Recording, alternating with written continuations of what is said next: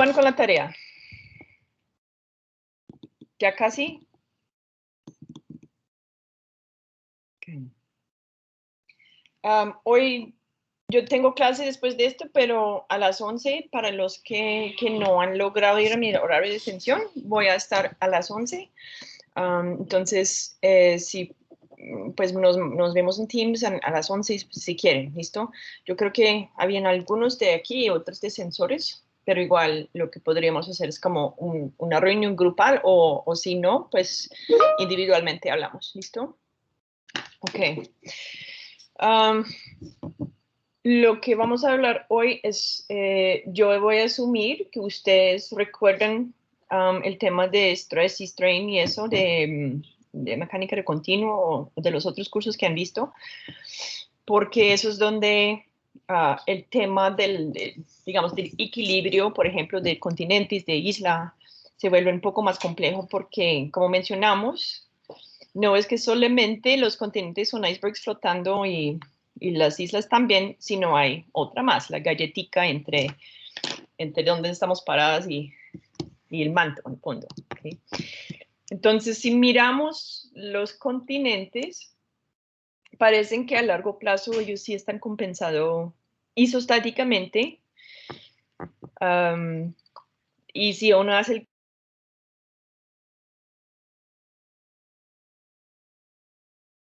Profe, apagaste el micrófono. Oh, okay. ¿Ahora sí me escuchan? Sí. Sí, sí, sí. Ok, entonces, en el caso de los continentes parece que hay una compensación isostática casi que total, pero por ejemplo, las islas volcánicas como Hawái, no. ¿Ustedes por qué creen? No sé, ¿cuál es la diferencia? Igual la litosfera por todos lados, entonces, ¿cuál puede ser la diferencia entre las zonas que están compensadas isostáticamente y otros donde estamos como sostenidos elásticamente? ¿Cuáles son las como propiedades que pueden determinar eso?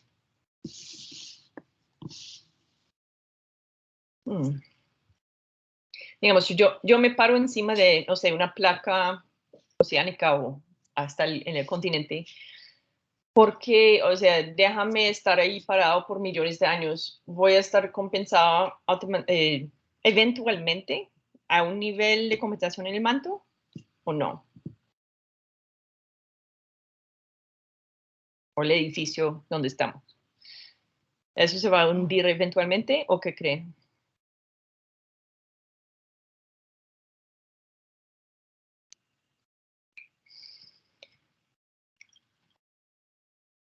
Entonces nosotros individualmente no, pero los continentes sí, ¿cierto? Los continentes se hunden en el manto, pero si yo me paro encima de la corteza, yo no me hundo como individualmente.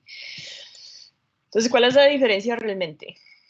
Aparte de, digamos, que un continente pesa mucho, pero una isla volcánica también pesa, entonces porque no está compensada isostáticamente o de ser que tiene una anomalía gravitacional positiva y el continente no. ¿Ustedes ven alguna diferencia importante ahí?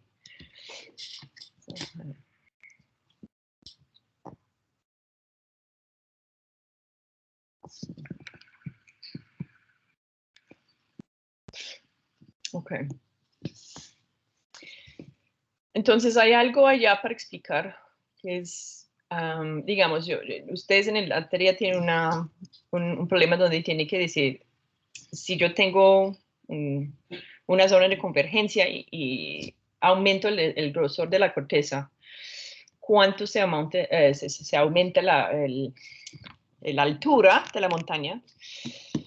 Estamos asumiendo que hay una compensación isostática. Y si ustedes, por ejemplo, miran los Andes o las Himalayas, hay una raíz cortical muy importante. O sea, uno dice, bueno, hay una compensación isostática que está como sosteniéndolo como un iceberg. Pero yo cuando veo una isla como Hawái, parece como parcialmente que se hunde un poco, o sea, que no está flotando encima del manto así, pero no totalmente. Entonces la pregunta es, ¿cuál es la diferencia entre, no sé, un continente grande y una isla?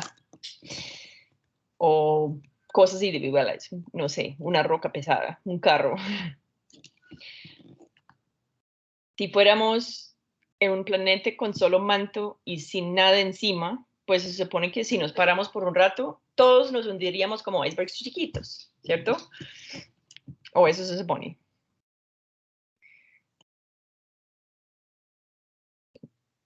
Entonces, piénsalo un momentico, porque es importante, es que como hay algo allá, o de pronto es muy obvio, no sé, puede ser muy obvio para ustedes. Para mí nunca fue obvio, tenía que pensar, pues sí, exactamente qué está pasando, pero... Ok.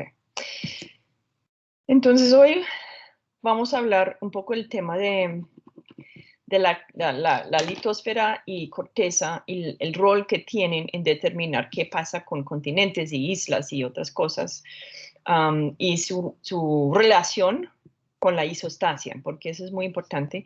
Yo tengo... yo estoy intentando compartir una presentación aquí. Ok.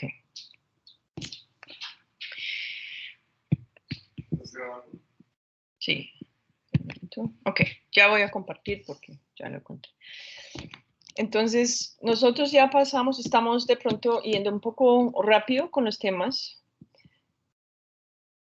pero cada vez que estamos, o sea, cada vez estamos simplemente agregando algo de complejidad en nuestro entendimiento, entonces realmente son casi todos los mismos temas.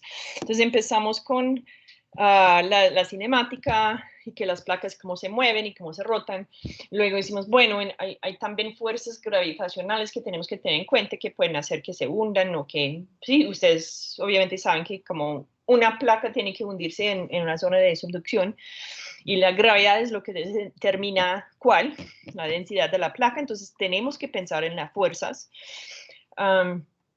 Pero entonces es más complicado porque la gravedad no es la única fuerza, ¿sí? Entonces, si yo tengo, por ejemplo, cómo se forma una cuenca. ¿Ustedes aprendieron algo de formación de cuencas? Obviamente, sí. Ustedes han visto ejemplos en tectónicas, backward basins, forward basins, en las zonas de subducción. Eso sí lo han visto, ¿cierto? Todo el mundo está muy silencioso hoy. Debería preocuparme. Ok. Ya estamos en semana 4. De pronto ya están anudados con tareas, pero ustedes sí han visto esto, digamos, en tectónica y eso, ¿cierto? En estructural y tectónica. Ojalá sea familiar. Si miramos en términos de la física de lo que está pasando, hay digamos, un conjunto de fuerzas un poco complejos ahí. La zona de subducción entonces se hunde por la gravedad,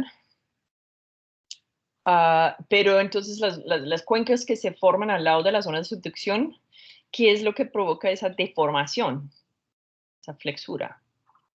Tenemos flexura de la placa que se baja, tenemos flexura del continente este encima, y eso crea deformaciones que pueden causar arcos y cuencas. Eso en los modelos geodinámicos se puede explicar generalmente con solo sabiendo las propiedades de la corteza y de la placa bajando, más incluir obviamente la gravedad y isostasia y fuerzas elásticas, ¿sí? De flexura. Entonces, ustedes saben, por ejemplo, que en las zonas de subducción yo puedo tener diferentes ángulos. Hay ángulos de subducción muy profundas y otros que son muy severas. Eso obviamente tiene consecuencias sobre los arcos volcánicos donde se encuentran en el continente, algo de la composición de los productos volcánicos, pero tiene una causa también. O sea, ustedes han pensado en por qué los ángulos de subducción, por ejemplo, en Colombia, no es como la Nazca va así, sino hay algo así. No sé si ven bien. Donde hay un ángulo aquí, otro ángulo aquí, y uno puede ver la desviación en el patrón de seismicidad, que puede determinar estos ángulos. Lo que vamos a hablar hoy Estamos empezando en la superficie, vamos a considerar solamente lo que está pasando con las placas. Vamos a asumir que ya están las placas, ya está la corteza. Luego en el curso vamos a ver más profundidad en manto y el rol que tiene en zonas complejas como en una zona de subducción. Pero hoy lo que voy a empezar a hacer es, miramos algo más sencillo, un arco volcánico, Hawái. Ahí no hay subducción, no tengo que como preocuparme por un continente encima de otro, la corteza no está flexionando al lado, o sea, yo tengo una zona más sencilla, pero igual uno tiene que entender cómo funciona la litosfera mecánicamente para entender qué es lo que veo en Hawái, ¿sí? Y algo que ustedes se notan es que la isla hoy en día que es activa y sobre el hotspot tiene como una topografía fuerte donde ya está viviendo gente, pero las otras islas más viejas se hunden un poco, se contraen y eventualmente de pronto no, pues el agua está encima. Entonces están hundiendo, pero no exactamente como un iceberg, porque no son flotables. ¿Sí? Es como poner plomo encima de miel, eso va a hundirse eventualmente, pero en el caso de Hawái no se hunde por completo. O sea, yo tengo islas viejas, ustedes tienen la tarea, preguntas sobre qué va a pasar con Hawái en términos de placas, pero en términos de tectónica vertical, la pregunta es que eventualmente ese blob de roca se va a hundir como si fuera un slab, o si va a estar suspendido allá para siempre, a pesar de ser más pesada que la corteza. Entonces, esos son los temas que vamos a empezar hoy. Yo creo que ustedes recuerdan el tema de elasticidad o es muy como background. Porque la primera cosa que yo voy a pedirles hacer es un poco de revisión de los temas.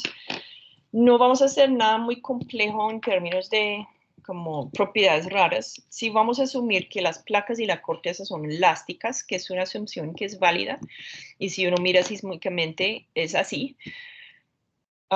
También son suficientemente fuertes que a largo plazo sigue siendo elástico. Eso sabemos que no es cierto el manto, pero en general la litosfera y corteza sí.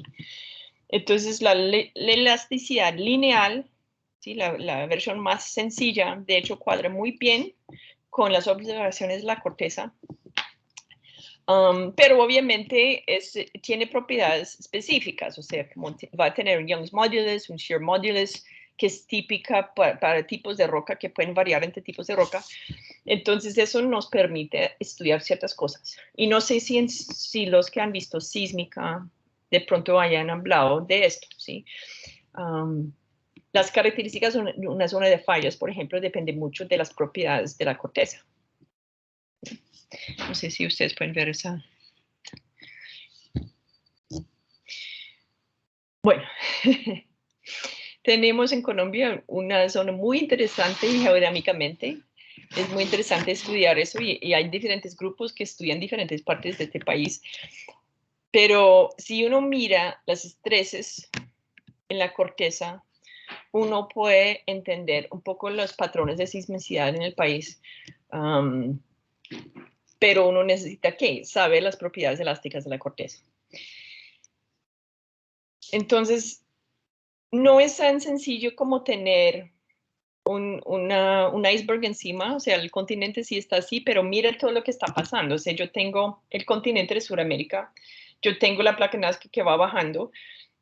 Este continente debería compensarse elásticamente, pero tenemos como una actividad dinámica ya que previene un poco la compensación, porque sigo empujando y sigo empujando. Mientras estoy empujando hay rupturas, ¿sí? Hay sismos, y uno bajando ve que en algún momento se acaban los sismos y eso es como un borde mecánico en la propiedad, ¿sí? Entonces, es importante entender esa estructura mecánica de la corteza y litosfera.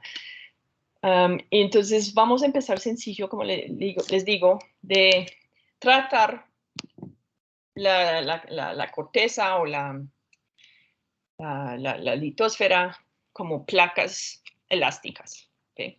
Entonces, no son placas como sin dimensiones haciendo solamente eso, sino tienen un espesor, tienen una propiedad elástica. Si intento plegarlos, resisten elásticamente. Entonces, así tenemos que tomarlo en consideración eso. Entonces, recuerden que el martes, hablamos del modelo ERI de compensación isostático. Eso es el modelo ahí donde tenemos corteza encima del manto. Realmente hay litosfera entre la corteza y el manto, sí, entonces eso es súper sencillo. Pero mira la compensación. Estamos asumiendo, bueno, ese diagrama no es el mejor, porque parece que la profundidad de compensación está directamente en la litosfera, que no es cierto, y la escala está mal, entonces voy a poner una... Okay. Realmente comparado con la corteza, ¿qué tan gruesa es la corteza continental en los Andes? Okay. Espesa. ¿Ustedes saben esos como grosores de corteza en diferentes partes del mundo? Okay. Entonces, realmente la compensación más probablemente es como más así. Okay. Pero depende de qué, depende de cómo es esto. Entonces vamos a hablar un poco sobre la diferencia también entre un continente y una isla, porque mecánicamente está pasando otra cosa. Okay. Entonces vamos a asumir que las placas litosféricas son simplemente planchas elásticas, ¿sí? Tablas. Porque mucho se puede hacer con solo ese modelo muy sencillo. Si uno puede explicar cosas más complejas, un ejemplo. Yo cuando formo una cuenca, yo puedo tratarlo como una plancha que se pliegue y que está encima de algo medio fluido, pero hay una complejidad. Yo puedo llenar esos sedimentos. Entonces tengo que tomar en cuenta el peso de los sedimentos. ¿Qué más pasa? Las propiedades mecánicas varían en la corteza o la litosfera también entre la parte de arriba y la parte de abajo. Y si se hunde aquí, yo puedo empezar a cambiar las propiedades mecánicas aquí. Y yo puedo crear modelos que mejor explican cosas, por ejemplo, la historia de la formación de una cuenca. ¿Sí? Si fuera solamente una galleta que hiciera eso, llega a su punto y ya. Pero si mientras lo pliego se llena de sedimentos y eso como se vuelve más suave por la temperatura, yo puedo crear cuencas muy grandes que no podría explicar con una simple placa. ¿Okay? Entonces, es importante entender que muchas cosas se pueden explicar así con un modelo sencillo de placa, pero sí hay fenómenos que requieren más complejidad. Entonces, empezamos sencillo. Ustedes, como yo creo que están un poco cansaditos, quiero que ustedes saquen un lápiz y hagan un diagrama de fuerza de esa situación, ¿sí? Un chico que está cruzando un puente hecho de una tabla. ¿Cuáles son las fuerzas en toda esa situación? Tenemos la plancha encima de dos bancos del río y el niño encima. ¿Y cómo debería ser la forma de esa cosa? O sea, vamos a asumir que es equilibrio. Si no está en equilibrio, de pronto se rompe y el chico se cae. Pero si está en equilibrio, hay un equilibrio de fuerzas, ¿sí? ¿Y cómo sería el diagrama de fuerzas? Los que están haciendo ingeniería mecánica de pronto ya, o civil, ya están haciendo esas cosas hace mucho, ¿cierto?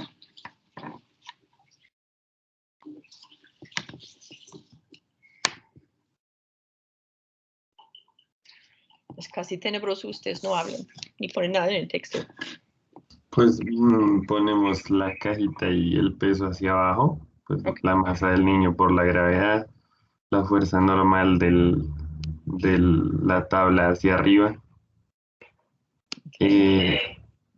Pues si se fuera moviendo, me imagino que la fricción, pero pues si no está ahí y ya.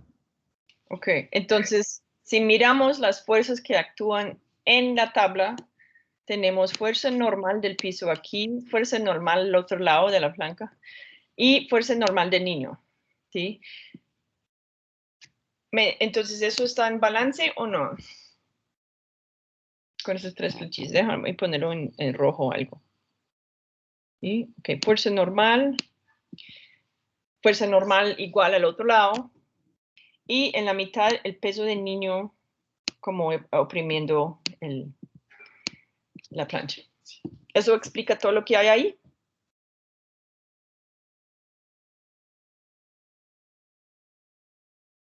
Yo puedo sumar esas fuerzas. Según yo, también existiría un componente vertical de la tensión, ¿no? Ok. Exactamente. Tensión en este caso, sí. Porque mira el problema, si yo hago un diagrama de fuerzas, normalmente cuando hago algo, un free body diagram, aquí tenemos una cosa, de pronto hay gravedad, de pronto una fuerza normal, ¿sí? Y hacemos estas cosas. En físico uno siempre es que uno tiene una masa sin extensión y eso. Si tengo algo extendido,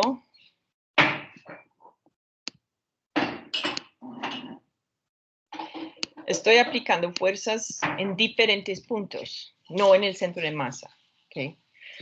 Entonces, el balance aquí puede tener, en términos digamos, de fuerzas totales, pero mira, si no tengo el niño allá, tengo fuerza normal, de pronto peso. Esas fuerzas pueden estar completamente balanceadas y entonces no se cae el palo, ¿sí? Pero ¿qué pasa si quito esto y doblo esto? La suma de fuerzas puede ser igual, pero ¿qué va a pasar con la planchita? Entonces ahora voy a... ¿sí? Pongo una fuerza aquí, es igual a la fuerza aquí, ¿y qué va a pasar? Balance de fuerzas y Va a rotar. se va a rotar. Entonces, en ese tipo de problema tengo que no solamente balancear las fuerzas, sino los torques, ¿sí? Porque yo tengo mi lápiz aquí, yo digo, bueno, una fuerza arriba, una fuerza abajo, y entonces necesito tener, o escoger un punto, puede ser la mitad, y si la cosa está en equilibrio, entonces todas las fuerzas verticales tienen que balancearse, todas las fuerzas horizontales tienen que balancearse, y todos los torques tienen que balancear, si no, se rota. ¿Okay? Entonces es un poco más complicado que un diagrama normalito, pero entonces en este caso, ¿qué tenemos? Ustedes ya lo mencionaron, bueno, yo tengo una fuerza aquí arriba, una fuerza aquí, está bien. Yo puedo balancear los torques porque si miro ese pivot, ¿sí? La mitad, si el peso está así en el centro de masa, pues eso no cuenta hacia un torque. Y si esto es una distancia equitativa en un lado y otro, yo tengo un torque dirección reloj y otro dirección contraria y se cancela. Pero yo pongo algo así pesado, eso realmente va a aumentar las fuerzas aquí también, estoy empujándolo más, entonces las fuerzas normales aumentan para balancear. Pero lo que dijo Liani, yo creo que fuiste tú, ¿cierto? O no sé si estoy mal. Sí, profe. Sí, entonces, que esto va a tener una tensión. ¿Okay? Entonces, ¿qué pasa? ¿Cuál es la forma que va a tomar esta planchita? Banco 1, banco 2, voy a poner la planchita. ¿Y qué forma va a tener? ¿Va a ser recto? Ojalá más o menos. Pero ustedes han pasado por esos puentes así y es un poco alarmante porque toma esa forma de banano, ¿cierto? Y cuando uno está aquí, uno puede ver que hay una curvatura. Esa tensión que mencionan viene por la flexura. ¿Okay?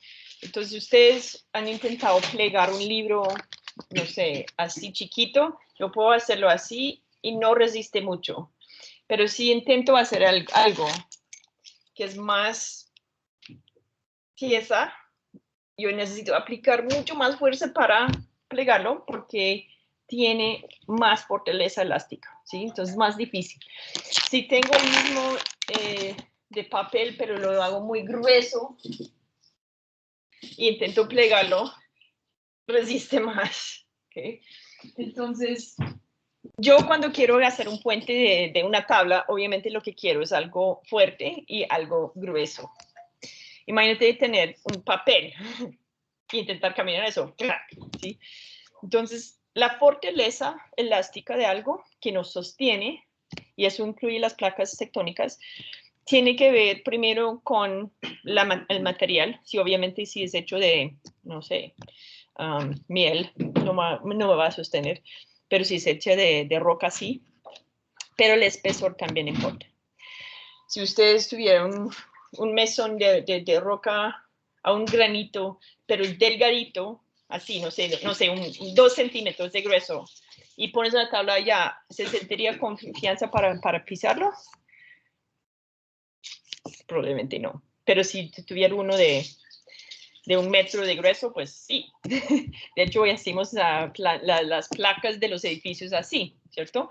Que uno tiene una placa de concreto o de otros materiales y los ingenieros estudian eso en mucho detalle, ¿no? La propiedad, la fortaleza de un material para aguantar personas, muebles y todo eso. Y si hago mi plancha demasiado delgada, pues se rompe o se plegue, no sostiene el peso.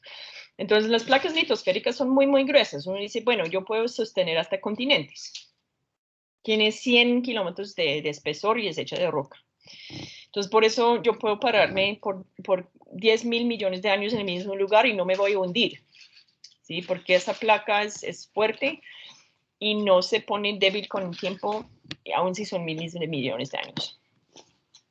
Entonces, vamos a tratar las placas litosféricas así. Las fuerzas como lo que hay aquí del niño, obviamente van a ser, ¿qué? Pues montañas, islas. Yo cuando tengo una erupción volcánica en Hawái, estoy sacando cosas así y metiéndolo encima de la litosfera, en fin, ¿sí? Estamos en la mitad de una placa y estoy como sacando cosas y haciendo ¡plip! La litosfera tiene que sostener eso. Una pregunta entonces, ¿ustedes han visto batimetría alrededor de Hawái? ¿Recuerdan esos mapas de batimetría y cómo es alrededor de Hawái? Parece la litosfera un banano que va como la Pacífica, se hunde como esa planta. ¿Y tengo un banano o cómo es?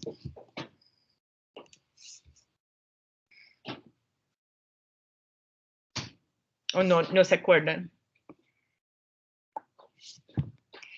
Si tengo un perfil de la litosfera alrededor de Hawái, yo no vería ese banano, sino algo así. Con la isla así.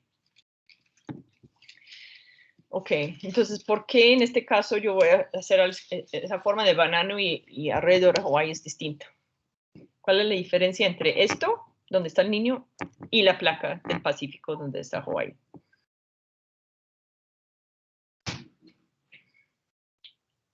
Yo piso la placa pacífica y no es que se hunde todo como un banano. Solo localmente. ¿Y eso por qué? ¿Cuál es la diferencia? De pronto es muy joven y todavía es como suavecita, no sé. Ok, eso, pues digamos, eso puede ser delgadita comparado con litosfera en otros lados, es cierto.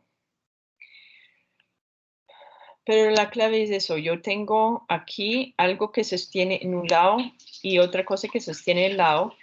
¿Qué está sosteniendo la placa pacífica?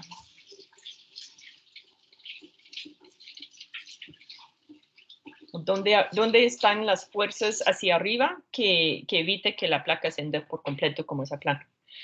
Digamos, esa tabla no se hunde porque hay 2 bancos que ponen fuerzas normales, ¿sí? Hacia arriba. Si quito la banca, esa cosa se cae. ¿Cuál es la fuerza hacia arriba que tenemos en el caso de una placa tectónica? ¿Sí? No puedo poner los lados, la placa, uno encima de Norteamérica y otro encima de Asia y tener la placa así, no es así. Entonces, ¿qué es lo que los sostiene? De pronto el rift. ¿El cuál, perdón? El rift, como la fuerza de el movimiento convectivo. Ok. Ok, sí, eso, de hecho, eso es un comentario interesante porque hay zonas donde ustedes pueden ver que se levanta la litosfera preciso por el movimiento del manto. Pero también lo que dice Sergio es porque la fuerza normal, en lugar de estar concentrada en 2 puntos, simplemente está al lado de a lo largo de toda la placa. Entonces tenemos no una cosa de punticos, sino todo eso. Entonces, las placas están acostadas sobre el manto. ¿Y qué tiene el manto? El manto es viscoso, resiste. Entonces, imagínate tener su tablita ya, en lugar de ponerle en agua e intentar pisarlo, que el agua, de pronto, si pongo la tabla así, encima del agua, flota, pero si de pronto lo piso, me hundo, ¿cierto? O sea, el niño puede intentar cruzar un puente que es solamente una tabla acostada en el agua y tampoco le gustaría cruzar ahí. Pero ¿qué tal lleno ese río con miel gruesa, miel de abeja fría? Y pongo la misma tabla y camino encima, pues yo creo que logro correr allá y no hundirme, ¿cierto? Pero si es agua, sí. Entonces el manto, a pesar de que esa placa está más pesada, recuerde que yo cuando tengo una placa tectónica es la misma roca del manto, pero fría, pesa más, entonces debería hundirse, pero lo que pasa es que sería como hundir, no sé, una plancha grande, grande, grande así, encima de algo como miel. Yo lo dejo allá y queda.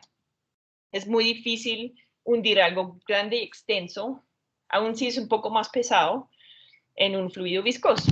Eventualmente, de pronto se hunde, pero es como yo si pongo una placa así, aun si no es tan gruesa, y yo pongo encima de miel de abeja, yo puedo probablemente caminar encima. ¿Okay? Entonces, piénsalo así, yo tengo una resistencia aquí del manto y además, cuando intento hundir en el fluido, hay una buoyancia, ¿cierto? ¿Recuerdan nuestro iceberg? Yo tengo mi iceberg así. Qué pena, Dime. ¿puedes grabar? Estaba grabando, ¿no? No sé, a mí no me sale, pero puede ser yo. Ah, sí. Sí, estás grabando. Ok. Hoy sí, porque ya perdimos mucho tiempo. Ok, sí, entonces tenemos buoyancia, o sea, yo tengo un iceberg aquí encima de agua, ya hablamos de que eso tiene peso y lo que lo previene hundirse o lo que le permite flotar es esa flotabilidad de la buoyancia. Y eso es lo que hablamos en la isostasia, pero aquí tengo 2 cosas. Tengo esa buoyancia, ¿sí? Digamos, la isla quiere hundirse, tiene su peso, pero tiene una fuerza contraria, que es la buoyancia, pero una cosa adicional, ¿sí? Sí, entonces si esas flechas son la buoyancia que intenta resistir el hundimiento, recuerda, si eso es más pesado, debería hundirse igual. Lo que pasa es que de pronto hay peso así y flotabilidad así, el peso es un poco más grande que la flotabilidad, entonces debería irse al fondo. No lo hace y eso es por otra cosa donde las fuerzas elásticas de mi placa también resisten. ¿Okay? Es como con mi libro así, intento poner algo así. Si estoy en agua, yo pongo el objeto y flota o hunde, pero uno tiene solamente las fuerzas de gravedad y la fuerza de buoyancia. Si lo pongo encima de eso y se hunde en el líquido, yo tengo fuerza el peso del objeto, la flotabilidad así ahí arriba, pero adicionalmente estreses elásticas que resisten que se plegue. Entonces, un poco combinación de isostasia más las fuerzas elásticas en como ese palito que está pisando el niño. Las placas tectónicas realmente funcionan así y se puede ver en la misma batimetría estas formas de la placa que toman cuando yo pongo algo encima. Esa forma se puede calcular. Si yo tengo W como la deflexión en cualquier parte de la placa, yo con mi diagrama de fuerzas así de sencillo puedo calcular esa forma que toma. Y en este caso también, solo que estoy haciendo lo mismo que en este caso, pero también poniendo flotabilidad. ¿Sí? Los que hacen doble coingeniería ya han hecho eso, ¿cierto? The bending beam, the bending plate, estas cosas.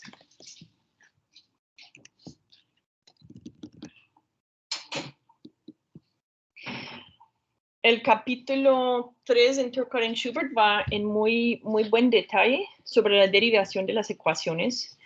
Lo que quiero destacar aquí es que si ustedes están interesados en hacer investigación en geodinámica, la derivación de las ecuaciones importantes va a ser parte de la tarea de ustedes. Digamos, todas las ecuaciones para la flexura de placas y de tablas y eso es bien conocidas, es nada nuevo, lo enseñan en cursos de mecánica, pero si yo quiero estudiar un fenómeno raro que incluye otros componentes, llenarlo de sedimentos, cambiar las propiedades mecánicas, calentarlo, como lo que está pasando en la Tierra, me toca también poder derivar mis propias ecuaciones. ¿Sí? Digamos, en mi doctorado me tocó derivar una ecuación para la formación de una cuenca cuando uno tiene llenen cosas de sedimentos, pero que también al fondo tengo una temperatura más alta en la parte de la litosfera que se hunde. Y la cuenca sale mucho más profundo que simplemente tratarlo como una placa uniforme que hace eso y ya. O sea, uno tiene un límite en qué tan grande se puede hacer la cuenca con esas condiciones, pero si puedo disminuir la fortaleza elástica de eso porque lo estoy calentando y además pongo más peso cada vez con sedimentos, yo puedo formar cuencas de 7 kilómetros de profundidad. ¿Okay? Entonces, en la investigación siempre hay nuevas cosas para hacer, entonces la importancia de derivar las ecuaciones es grande. Si no les interesa derivar ecuaciones, de pronto nunca van a hacer eso, pero es interesante, es algo entre la matemática y la intuición, donde la primera parte que es más difícil es simplemente armar ese diagrama de fuerzas y sacar la ecuación que lo describe. Y en geodinámica casi todo se trata de ecuaciones diferenciales que son fáciles de resolver a veces, pero difíciles de concebir. O sea, que uno tiene que inventarse esas ecuaciones y tiene que dar resultados que empate con la naturaleza. Y esa es la parte yo creo que es más chévere de geodinámica. ¿Sí? Entonces, si empezamos sencillo, ustedes de pronto han hecho ejemplos de eso. ¿En mecánica sí lo hicieron? Bueno, no sé, uno, claro, o sea, ustedes intuitivamente, si van a construir algo, ponen la placa así. Adicionalmente a tener la placa como acostada sobre los dos puntos del río, de pronto pongo un clavo.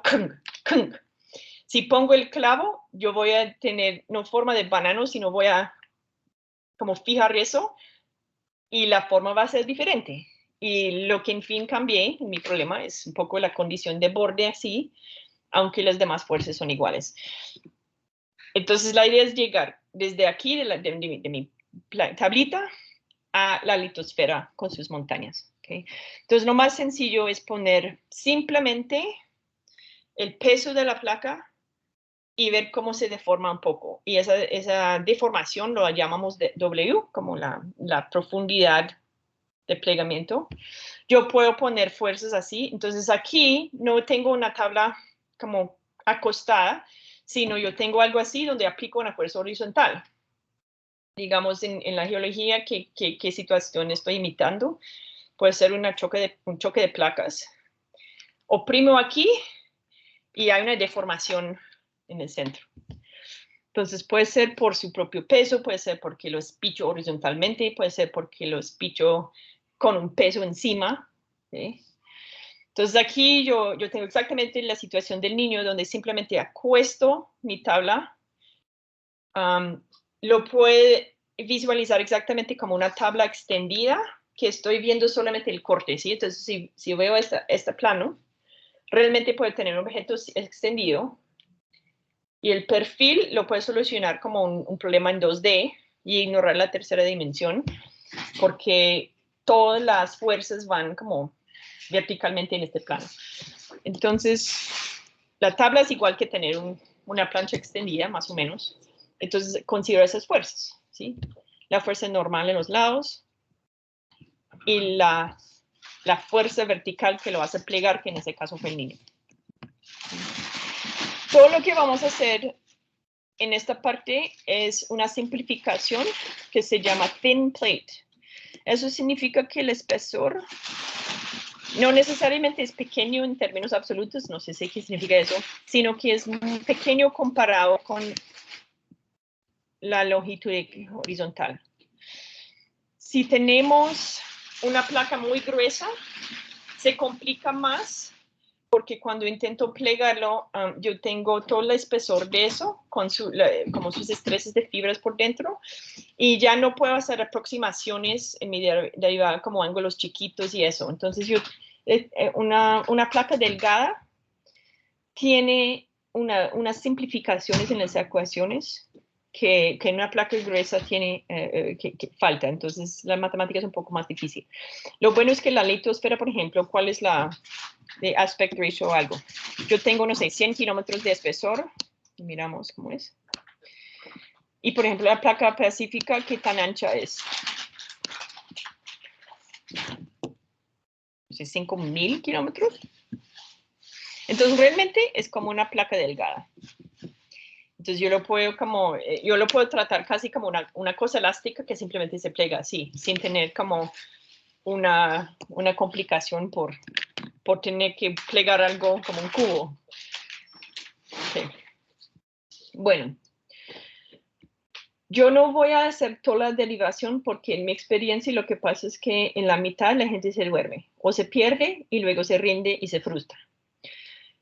Yo lo que voy a hacer, mostrarles es cómo abordar el problema, cómo poner las fuerzas y lo dejo a ustedes intentar derivar la ecuación diferencial. Es un ejercicio que me toca hacer al inicio de posgrado.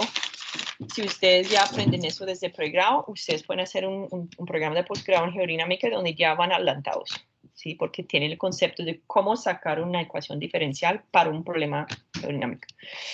Entonces, igual que la plaquita, yo lo que voy a hacer, y lo que siempre hacemos en física, es algo que espanta a los matemáticos. No les gustan ese tipo de cosas, y de hecho es otro tipo de intuición.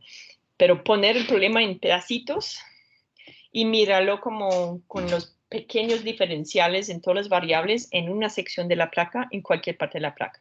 Entonces, realmente lo que tenemos es como una placa así. La dirección Z es en esta forma, entonces la longitud va hacia afuera de la página y vamos a ver todas las fuerzas en este plano. ¿Okay?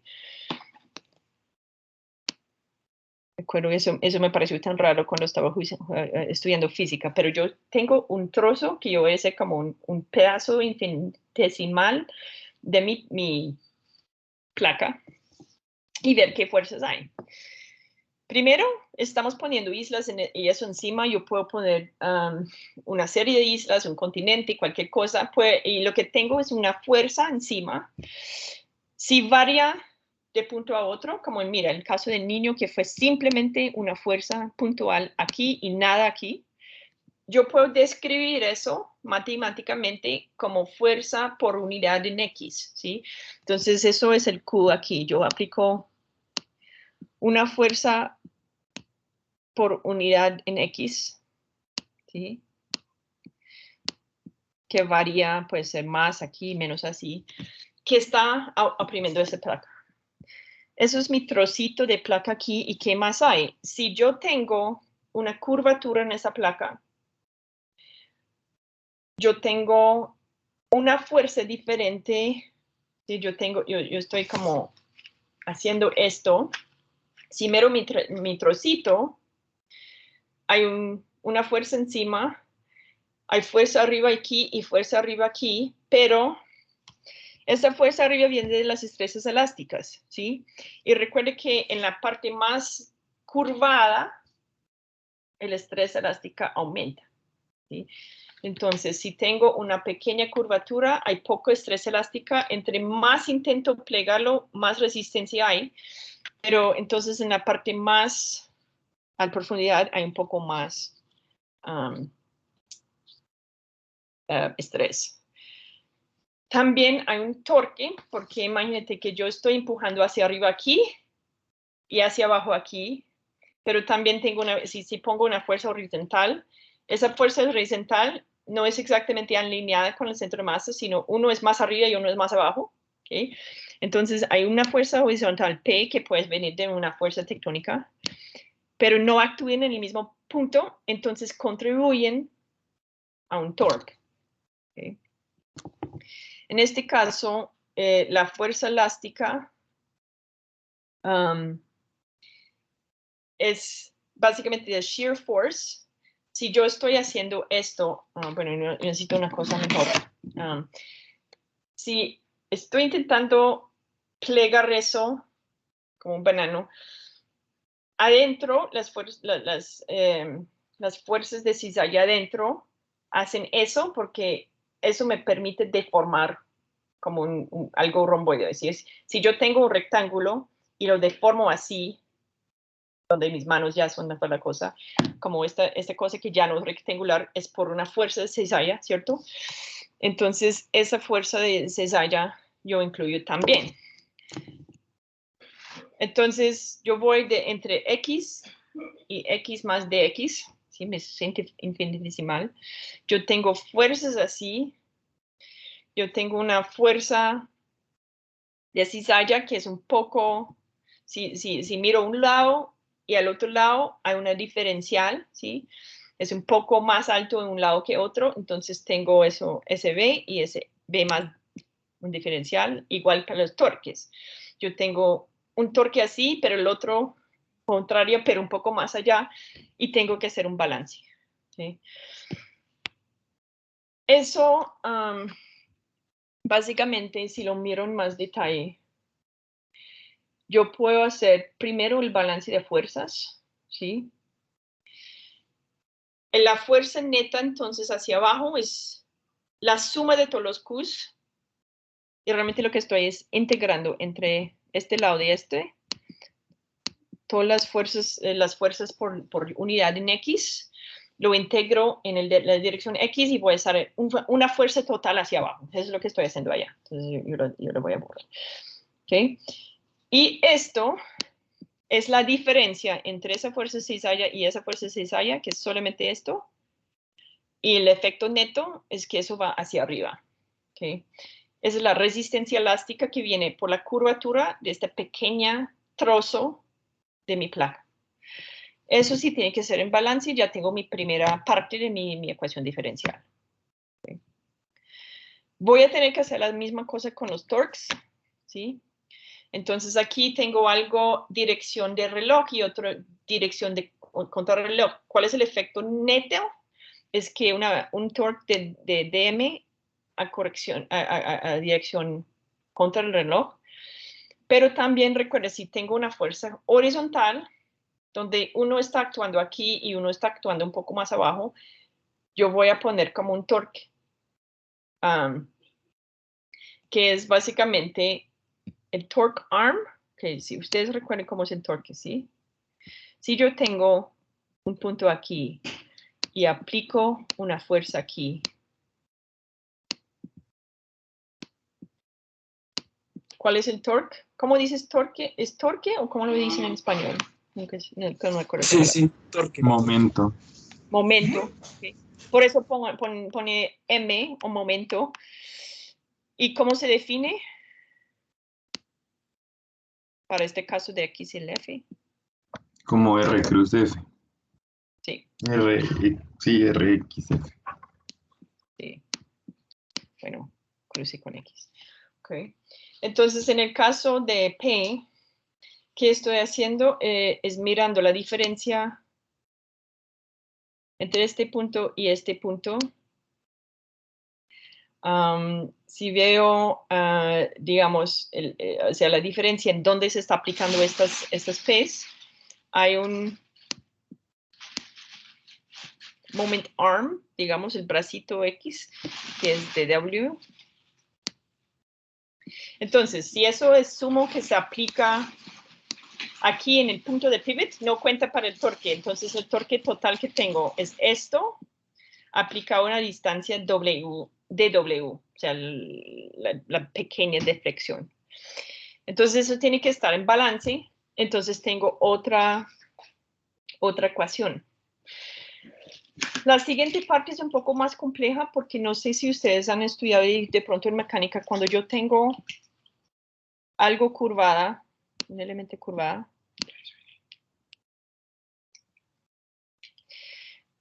tengo un radio de curvatura que describe esa curva, ¿cierto?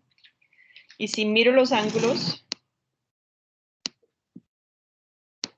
el torque de este plegamiento está relacionado con ese R, este R, el radio de curvatura.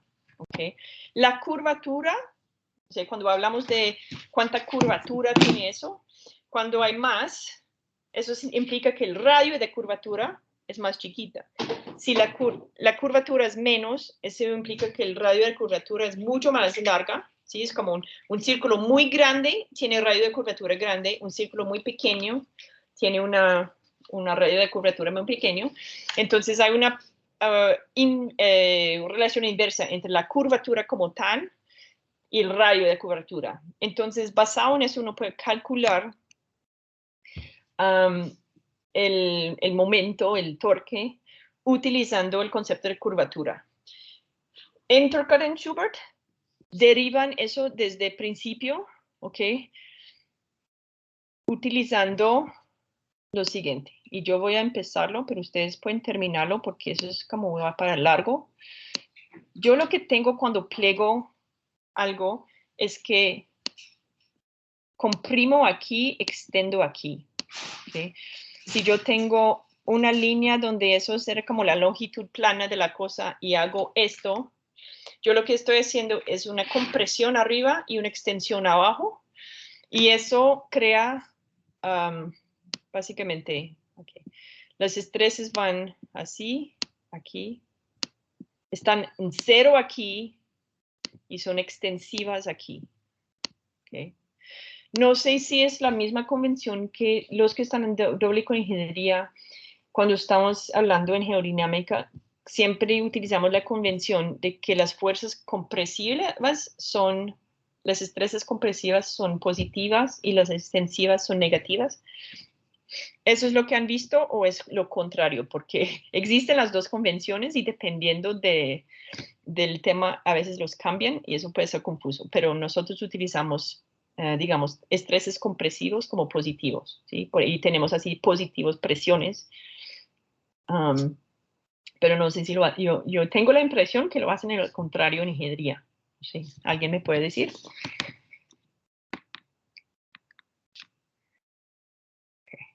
No Pues sé. esto es así, o sea, sí lo hacemos también. Ok, pero para ustedes la convención es que si comprimo es negativo y si extiendo es positivo. No, sí, comprimo es positivo. Okay. Eso está bien, entonces es consistente, porque yo lo he visto de contrario en unos textos de ingeniería y eso tiende para confusiones. Okay. Entonces sí, si comprimo algo, estoy hablando de estreses positivos y si hay una tensión, yo lo llamo negativo.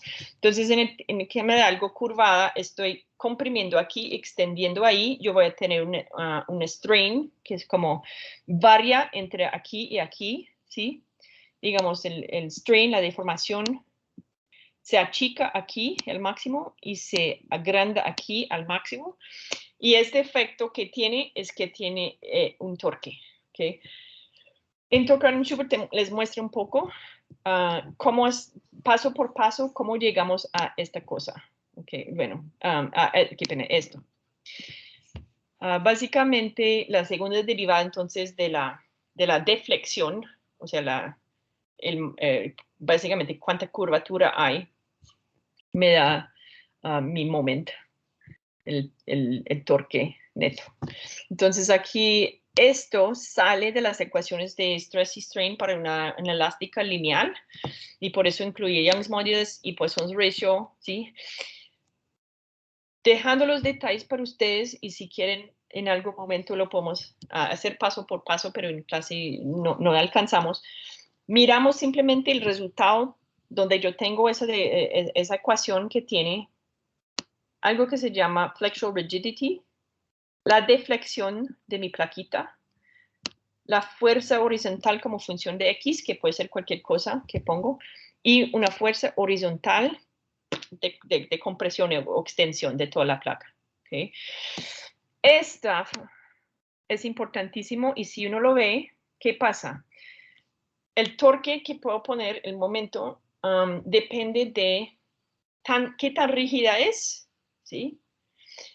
Para plegar una placa muy rígida, necesito aplicar más torque, ¿cierto? La curvatura, el radio de curvatura, entre más grande, menos torque hay. Entonces, es decir, si yo tengo un pleguemente chiquita con una curvatura leve, un radio de curvatura muy grande, el torque es menos, ¿sí? Mientras si lo pliego así, tengo que aplicar mucho torque para hacer esa figura y es cuando tengo un radio de curvatura muy chiquita, ¿sí? Entonces hay una relación inversa entre el torque, el momento, bending moment, las torques que plega y la curvatura, que la radio de curvatura. O si uno puede ver como entre más lo plego, más fuerte tiene que ser el bending moment. ¿Okay? Ese concepto de rigidez, ustedes saben que algo con alto Young's modulus es muy fuerte. Si bajo el Young's modulus es más fácil plegar. Entonces la diferencia entre el Young's modulus de eso y esto. Esto si lo quiero plegar, bueno, lo voy a romper. Difícil, pero eso sí es fácil, aunque el espesor de pronto es igual. Eso es el Young's modulus. ¿Okay? El Poisson's ratio, ¿qué significa? ¿Qué recuerden de eso?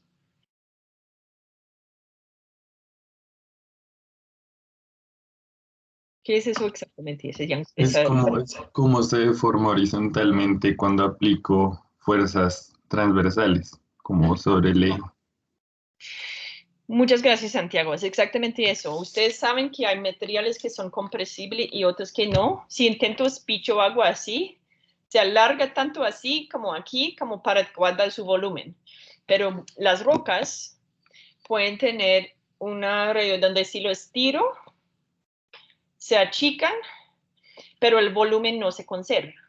O si lo aplasto, se extiende, pero no tanto. Entonces, lo que pasa es que estoy medio comprimiéndolo. Entonces, cuando hago esas fuerzas, yo cambio el volumen. ¿Okay? Las rocas tienden a tener radios de Poisson entre 0.25 y como 0.3 o 4. Un radio de 0.5 es incompresible. Eso significa que entre más empujo aquí, más se extiende aquí para mantener el volumen y no hay compresión, pero las rocas son compresibles. Entonces, la rigidez tiene que ver con las, digamos, coeficientes elásticas de la roca, que puede cambiar entre roca y roca. Pero mira esto. El factor más determinante para una rigidez es el espesor. Y esta es la razón por la cual yo no quiero cambiar un puente de papel, pero estoy bien con uno de 3 centímetros. Porque es por el cúbico de H que aumenta esa dureza, esa rigidez que no me permite plegar. Entonces, si ustedes quieren ver la rigidez flexural, eso es mi resistencia a ser plegada.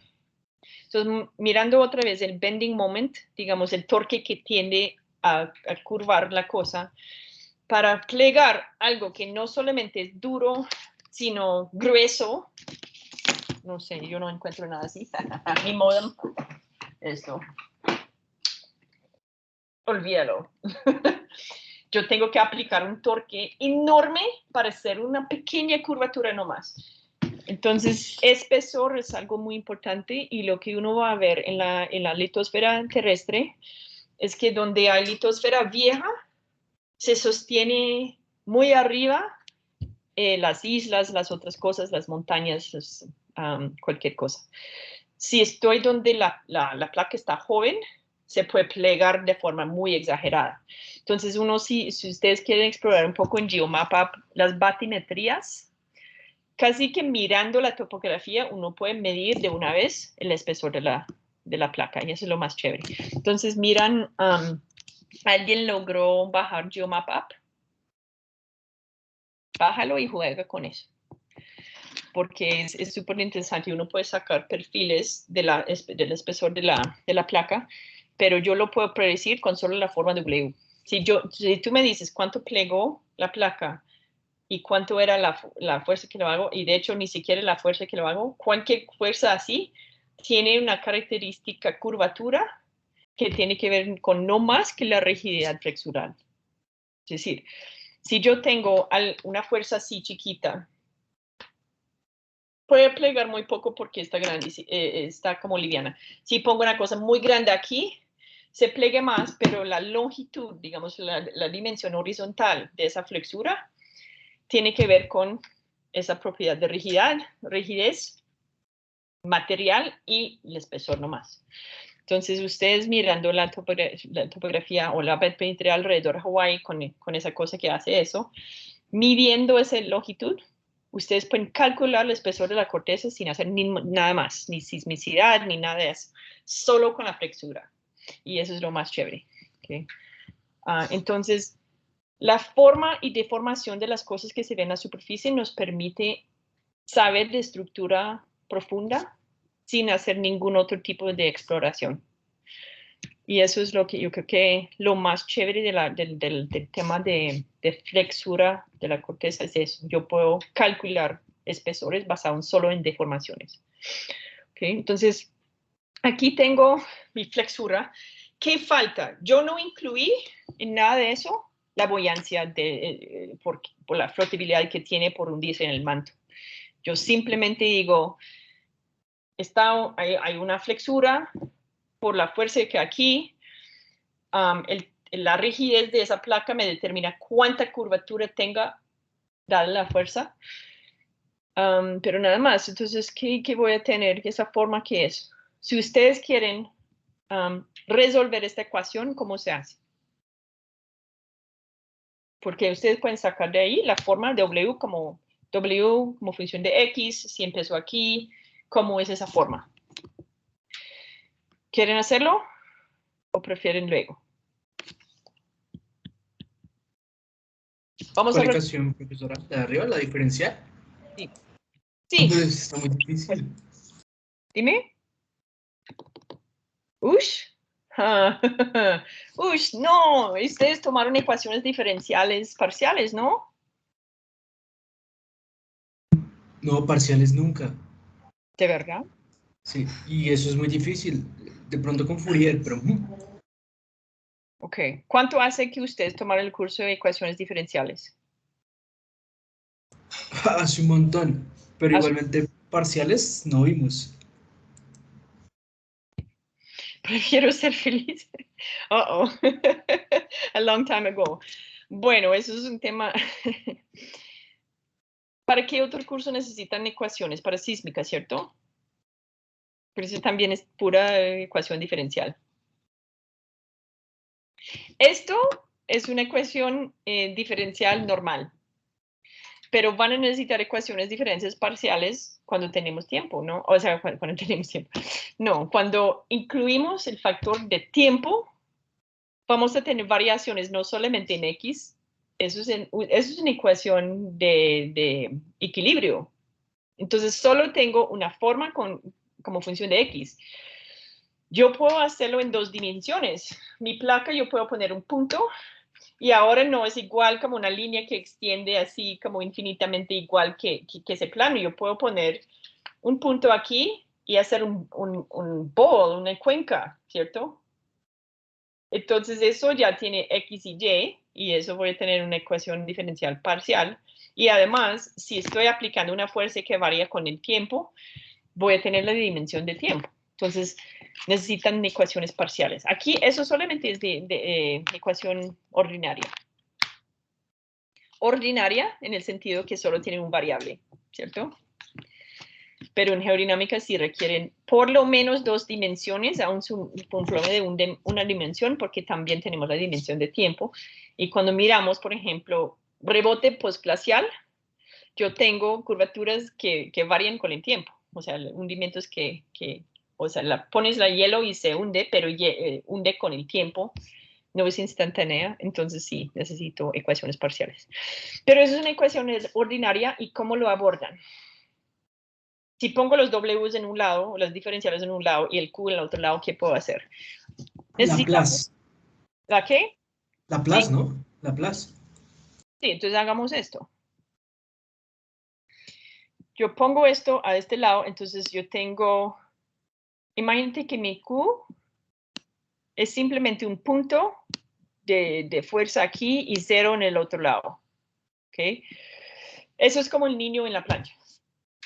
Yo lo que puedo hacer primero es solucionar la ecuación sin esto y luego buscar la solución particular para esa fuerza, ¿cierto? Ustedes han hecho eso, la ecuación homogénea, y luego uno encuentra la solución general y luego con esta fuerza uno encuentra la solución particular. ¿Eso suena como griego o ya se acuerda cómo? No, no, de hecho tiene sentido. Ok. Entonces, hay una cosa que parece, uy, eso es una ecuación de orden 4, que mamera, no, pero yo puedo renombrar, porque como eso es como exponentes o potencias como pares, yo voy a llamar eso, no sé, F. Okay. Entonces, si yo renombro eso, lo que tengo es una ecuación más sencillo, ¿sí? Entonces yo tengo que D... F'. Sí, exacto. Utilicemos primas para no tener que dibujar eso. F' igual Q menos PF. Okay. Igual, bueno, sí. ¿Sí o no? Sí, aunque pensaba que le ibas a pasar del lado de una vez, pero bueno. Ah, sí, mejor. DF primo. No sé, eso es horrible. Dame un momento. Se me corrió la cosa. Igual, no, wait, más. Es F', sí, tienes razón. ¿Una? Sí, qué pena. Ok. ¿Qué hago con eso? No. ¿Qué tipo de función me da si tengo el doble derivada proporcional a la función original? Coseno a un seno, o un e a la x, pero Aquí, creo que sea e. Ya están acordando, ¿sí? Que si la derivada segunda de una función es proporcional a la misma función, eso tiene que ser senos y cosenos. Entonces ya sabemos que vamos a tener una cosa así. Si hago la segunda derivada de un seno, salgo algo proporcional con un seno. Si tengo un coseno, entonces tomo la doble derivada y vuelve a ser un coseno. Eso es lo que dice. Ustedes lo vieron en ondas, ¿cierto? La ecuación de ondas.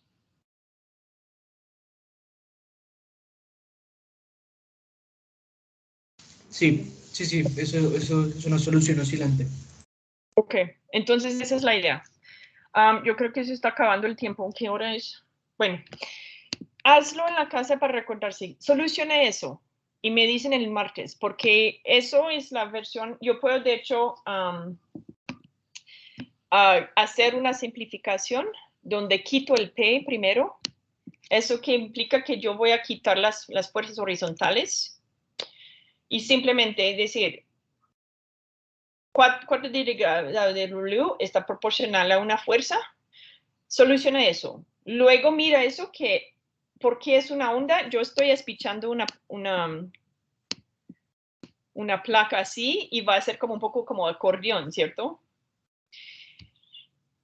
Eso es un poco diferente que el caso que no tiene fuerzas horizontales, pero si pongo además la buoyancia de la placa, necesito que poner una fuerza de buoyancia que va a ser, en fin, proporcional a W. Entre más lo hundo, recuerde que más la flotabilidad, entonces yo tengo que poner una flotabilidad que es proporcional a W. Y eso es el último pedazo de mi ecuación. Yo tengo esta parte y esta parte y esta parte que simplemente flexuras el sustento de la placa por la fuerza de buoyancia. Entre más hunde, más sostiene, entonces ahora sí tengo algo más complejo donde tengo W, su segunda derivada y su cuarta derivada. Y la pregunta es, ¿cómo va a ser esa función? ¿Cómo va a aparecer? ¿Okay? No lo tiene que hacer todavía de tarea ni nada de eso, pero piénsalo bien porque todos los problemas litosféricos de flexuras y eso se hace así, y nosotros lo que podemos hacer en la próxima clase es hacer unos casos específicos y hacer la solución juntos si quieren. Inténtalo en la casa porque si se logran y se recuerdan esas cosas de ecuaciones diferenciales y cómo solucionarlos, no necesitan. Pero es que si dicen que no han tomado ese curso de ecuaciones hace mucho, tengo que recordar, ¿sí? Porque todo lo que estudiaron, por ejemplo, de ondas es una ecuación diferencial. Cualquier cosa de deformación es una ecuación diferencial. Y lo que pasa es también la de calor, ¿sí? Esa ecuación que me dice como qué tanto tiempo se demora en enfriar algo, eso es otra ecuación diferencial, son todas ecuaciones diferenciales. Si combino flexuras con calor, necesito diferenciales parciales. ¿Okay? Todo eso es, o sea, digamos, en la materia del curso se hace con unas ecuaciones diferenciales particulares nomás. Lo que les voy a pedir hacer es solucionarlos por ciertos casos especiales que corresponden a fenómenos geológicos particulares. ¿Okay? Entonces, si quieren, la próxima vez hagamos unos ejemplos juntos de soluciones fáciles particulares para casos que conocen en la geología. ¿Les parece? ¿Ya se espantaron o está bien? Listo. Sí, entonces nos vemos y hagamos unas prácticas la próxima vez de solucionar estas ecuaciones, porque yo creo que es por la memoria que ya hace mucho tiempo que no lo han hecho y cuando lo vuelvan a hacer van a decir, sí, me acuerdo cómo hacerlo y no es tan traumático tampoco. Okay. El lunes, sí, yo creo que puse el lunes, no, el lunes o el domingo en la medianoche. Sí, yo creo que es como para entregar el lunes. Entonces, cualquier duda, por favor. Yo no puedo ayudarles el fin de semana. También necesito desconectarme un poco, pero entonces si tienen dudas sobre la tarea, intenta acabar todas sus dudas antes del fin de semana, por favor. Y así nos vemos el martes. Ok, y la próxima vez les prometo hacer ejemplos que podemos hacer juntos. Ok, chao a todos. ¿Cómo paro eso? ¿La grabación? Stop recording.